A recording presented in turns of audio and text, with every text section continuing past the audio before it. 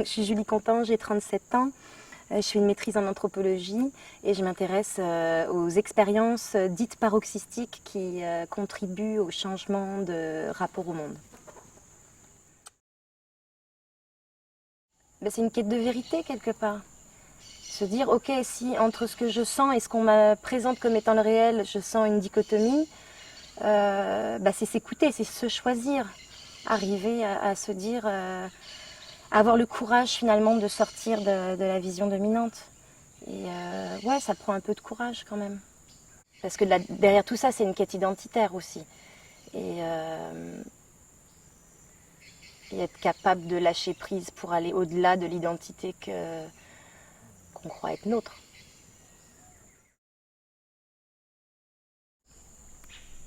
Enfant, souvent, on est beaucoup plus ouvert et puis beaucoup plus proche de notre senti. Puis tranquillement, on rentre dans le système, dans le rapport au monde dominant, justement.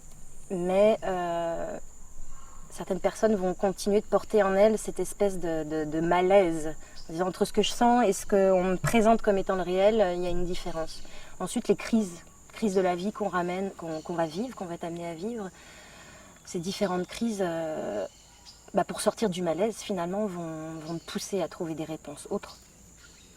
Puisqu'en fait, tu n'as pas les réponses, le système ne t'amène pas les réponses qui peuvent te permettre d'être mieux.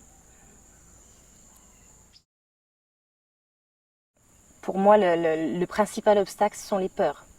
Les peurs du manque, les peurs de la mort. D'ailleurs, le système joue beaucoup et appuie là-dessus, sur la peur du manque. C'est ce qui fait que les gens ne s'écoutent peut-être pas assez et ne cheminent pas vers ce qu'ils sentent. Parce qu'il y a une espèce de brainwashing par rapport à la peur. Peur de manquer d'argent, peur de perdre son conjoint, donc peur de la mort ultimement, puisque c'est la plus grande peur que l'on porte.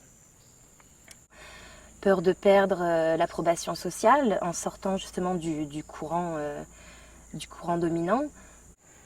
C'est plus facile de se laisser porter par la vision dominante qui nous amène une espèce de mode d'emploi de comment voir le monde, de comment consommer le monde, de comment être au monde.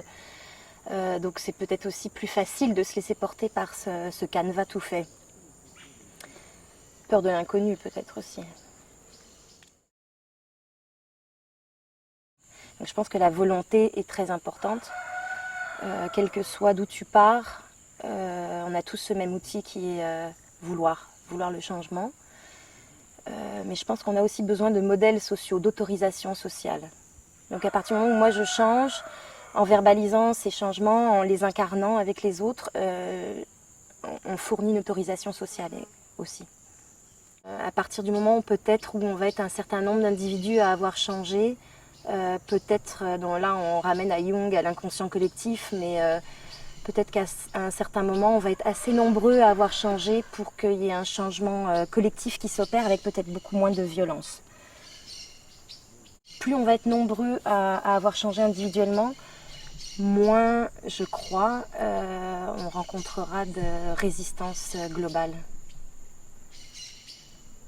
C'est faire baisser le niveau de tension. Si je fais baisser le niveau de tension interne et qu'on est assez nombreux à baisser notre niveau de tension interne, finalement le niveau de tension collectif va diminuer. Je pense en tout cas qu'il est nécessaire qu'on se nettoie nous-mêmes, qu'on se reconnecte à nous. Je pense qu'on a aussi beaucoup besoin de retrouver le côté communautaire, collectif, la solidarité. Le système jusqu'à présent, que ce soit en appuyant sur nos peurs, que ce soit la société de consommation, que ce soit les technologies. Beaucoup les technologies nous amènent à une espèce d'autisme affectif, autisme relationnel, où on est vraiment complètement auto-centré, mais auto-centré dans un malaise.